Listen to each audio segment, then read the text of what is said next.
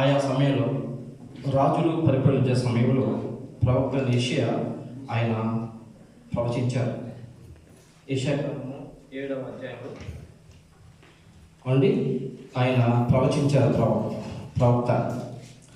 ఆ సమయంలో ఆ రాజుకున్న పరిస్థితి చాలా కష్టమైన పరిస్థితి.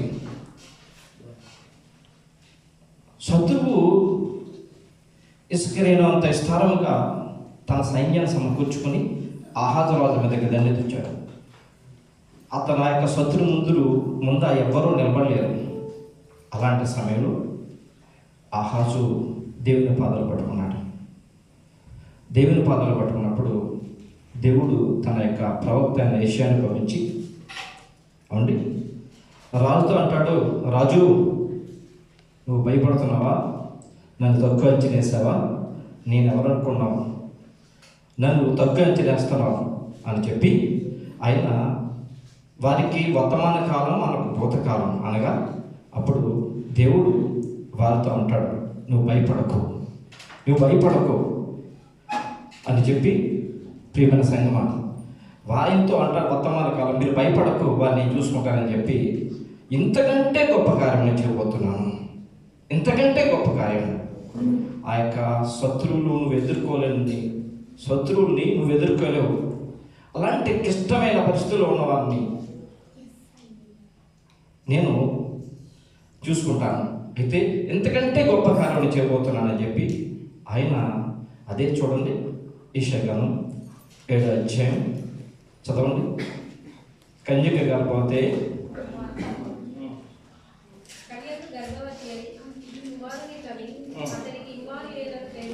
సరిపోతుందండి. యెషయా గ్రంథం 7:14 కాబట్టి ప్రభువు తానే ఒక సూచన మీకు చూపును, ఆలకించుడి, కన్యక గర్భవతి కుమారునికని అతనికి ఇమ్మానుయేలు అని పేరు పెట్టును.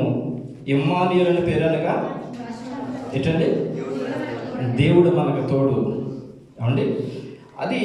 ఇది ప్రవచనం. అంటే క్రీస్తు పూర్వం 700 సంవత్సరాల క్రితము దేవుడు తన ప్రవక్త ద్వారా ఒక పక్క రాజుతో మాట్లాడుతూ, మరొక పక్క ఇశ్రాయేలు ప్రజలతో, వారితో కాకుండా ప్రపంచంలో ఉన్న ప్రతి ఒక్కరితో మాట్లాడుతూ ఇదిగో వారికి వాగ్దానం చేస్తున్న వాగ్దానం అంటే ప్రియులారా, ఆ ప్రవచనము చూడండి, ఆ ప్రజల యొక్క నెరవేర్పు ఇప్పటికీ 2000 సంవత్సరాల క్రితం అనగా ఇదే రోజుల్లో దేవుడు నెరవేర్చాడు. మత్తయి సువార్త 1వ అధ్యాయం 20వ వచనం. ఆమె యొక్క కుమారుని తన ప్రజలను 20వ వచనం అండి, తన ప్రజలను వారి పాపము నుండి ఆయనే రక్షించును కనుక ఆయనకు యేసు అని పేరు పెట్టుదమనెను. ఇదిగో కన్యక గర్భవతి కుమారుని కలను ఆయనకు ఇమ్మానుయేలును పేరు పెడుదురు. ఎవరండి? ఇమ్మానుయేలు పేర్లకు అర్థం ఏంటట? దేవుడికి మనకి తోడు. దేవుడు మనకు తోడు. ప్రియమైన సంగమా, ఎవరికి తోడు? దేవుడు మనకు. ప్రియమైన సంగమా, ఈ దేవుడు మనం ఏ దేవుడిని అయితే మనకు తోడని ప్రభు సెలవిస్తున్నాడో, ఈ దేవుడు పూర్వకాలం ముందు అందరికీ తోడులేడండి. ఒక్క ఇశ్రాయేలు జనాంగానికి మాత్రమే తోడున్నాడు. ఆయన ఇశ్రాయేలు జనాంగానికి మాత్రమే తోడున్నాడు. ఎలా అంటే మరి ఇశ్రాయేలుకి జనాంగానికి ఒక్కరికే తోడున్నాడు ఏంటని మీరు అనుకోవచ్చు. ప్రియమైన సంఘం, అలాగని ఎవరిని వదిలిపెట్టలేదు. భూమి ఆకాశంలో దాంట్లో ఉన్న సమస్తము కూడా అందరికి ఇస్తున్నాడు ఆయన. అనగా అంజులైన వారు, ప్రభుని ఎరిగిన వారు పంట వేశారనుకోండి, వారికి పడుతుంది. అది వ్యవసాయం చేశారన్న వాళ్ళకే పడుతుంది. అలా కాకుండా ఓన్లీ ఇశ్రాయేలు ప్రజలనే పూర్వకాలం ముందు ఆయన అంటాడు, వీరు నా జనాంగం, వీరు నా సొంతం అని. అందుకే ఆయన అంటాడు కదా, నేను అబ్రహాము దేవుణ్ణి, ఇస్సాకు దేవుణ్ణి, యాకోబు దేవుణ్ణి అన్నాడు. కానీ వేణుబాబు గారి దేవుణ్ణి, డేవిడ్ గారి దేవుణ్ణి, సైరస్ గారి దేవుణ్ణి అనలేదు. అన్నాడండి, మళ్ళీ కూడా అంటాడు ఆయన. ప్రియమైన సంగమా, ఎందుకంటే ఇంతకుముందు ఇశ్రాయేలు మాత్రమే ఆయన తోడున్నాడు. అయితే ఓన్లీ ఇశ్రాయేలుకే కాదు, నేను ప్రపంచ మానవానికి అందరికీ తోడుంటానని ఇదిగో 2024 సంవత్సరాల క్రితము భూమి మీదకి ఆయన వచ్చాడు. దేవుడికి స్తోత్రం చెప్తామా? దేవుడు తోడంటే అర్థమేంటో తెలుసా ప్రియమైన సంగమా? ఒక ఇద్దరు మనుషులు కలిపి నడిచేస్తున్నారు అనుకోండి ప్రియమైన సంగమా, ఒక అతనికి ప్రమాదం వచ్చింది, ఇబ్బంది వచ్చింది, బాధ వచ్చింది, రెండో అతను ఏం చేస్తాడు? చూస్తుంటాడండి, తోడుంటాడు. అవునండి, తోడుంటారా? తోడుండా? మరి ఇప్పుడు దేవుడే తోడంట. దేవుడికి స్తోత్రం చేద్దామా? దేవుడే తోడంట. ప్రియమైన సంగమా, దేవుడు గనక తోడుంటే ఎలా ఉంటుందో తెలుసండి కదా. దేవుడు గనక తోడుంటే జకర్యా గ్రంథము 2వ అధ్యాయం 8వ వచనం చూడండి. జకర్యా గ్రంథం 2వ అధ్యాయం 8వ వచనం. సైన్యములకు అధిపతి యెహోవా సెలవిచ్చినదేమనగా, మిమ్మల్ని పుట్టినవాడు తన కనుగుడిని ముట్టిన వాడిని ఎంచి సరిపోతుంది, తనకి ఘనత తెచ్చుకున్న దలచి అనగా ముందుకు చెందినట్లయితే ఎవరైతే మీ వద్దకి మీకు వ్యతిరేకంగా వస్తారో వారిని నేను విడిపించగల శక్తిమంతుడు నేను అర్థం. అనగా ఎవరికైతే దేవుడు తోడుంటాడో వారి చుట్టూ అవండి ఆయన యొక్క దూతని కావలించుతాడట. కావాలి అనగా ఎవరైతే నా ప్రభు నాకు తోడని, ఎవరైతే ఈ యొక్క చిన్నపాలు ఉన్న ప్రభుని, ఎవరైతే ప్రభుని యేసుక్రీస్తు ప్రభుని అంగీకరించి ఆయన నాతో ఉన్నాడు, నాకు తోడని అనుకుంటారు ప్రియులారా, వారి చుట్టూ కూడా దేవుని యొక్క దేవదూతలు కావాలన్నదట ప్రియులారా. ఒకవేళ గనక ఎవరన్నా గనక వారిని ముట్టుకోవాలంటే ఎవరు పర్మిషన్ తీసుకోవాలి తెలుసండి? సైన్యములకు అధిపతిగా యెహోవా పర్మిషన్ తీసుకోవాలి. దేవుడికి స్తోత్రం చేద్దామా? ఒక ఊర్లో ఒక కుటుంబం ఉందట.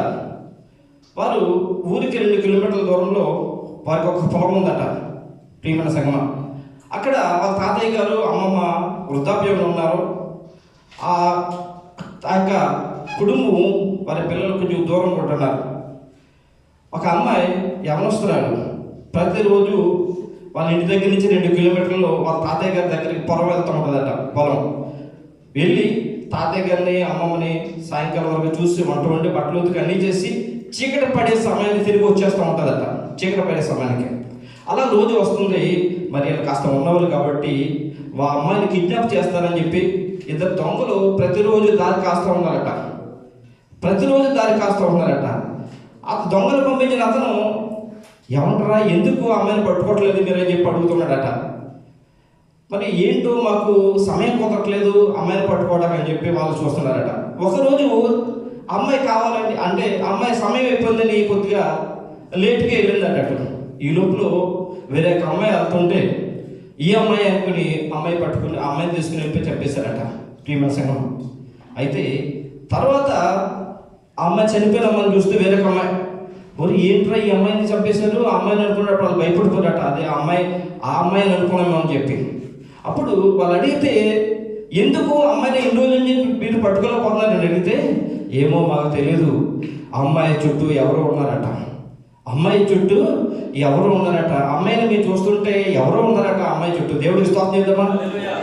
మనం నమ్ముకున్న మన దేవుడు మనకు తోడుంటే ఏం జరుగుతుందో తెలుసా ప్రియమైన సంగమా? ఏమండి 97 క్రితం రాయడం ఉంది, ఆయన అతను నాకు ఇష్టడు కనుక అతను నేను తప్పించేదను, తన దూతల కావలుగా ఉంచేదను.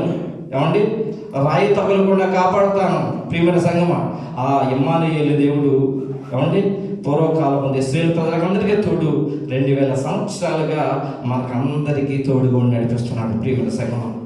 ఆ యొక్క దేవుణ్ణి ఎవరైతే ఇష్టపడతారో, ఎవరైతే ఇష్టంగా భావిస్తారో తప్పనిసరిగా వారి హృదయంలో వాళ్ళు ఉంటాడు ఆయన. ఈరోజు మనం అందరం కూడా ఇష్టపడే కదండి ఈ క్రిస్మస్ చేసుకుంటున్నాం, ఇష్టపడే కదా. ఇష్టపడిన దేవుడు స్తోత్రం చేద్దామా? 2 చేతులతో స్తోత్రం చేద్దామా? సర్వశక్తి గల దేవుడు తోడుగా ఉంటాకి మన మధ్యకు వచ్చినాడు. తోడుగా ఉండటానికి 2000 సంవత్సరాల క్రితం పరలోకం నుంచి భూమి మీదకి వచ్చి ఆయన చిన్న బాలుడిగా పశువుల పాకలో ఉన్నాడు. ఆ దేవుడు మీకు మాకు తోడు. ఆ దేవుడు తోడుంటే ఏమన్నా కుదురుంటుందా? మనకి ఏముండదు కదా. దేవుడు నామమున మహిమ కలుగును గాక. మరొకసారి మీకు అందరికి కూడా ప్రభువు యేసు క్రీస్తు నామములో శుభాకాంక్షలు తెలియజేస్తున్నాను. Praise the lord.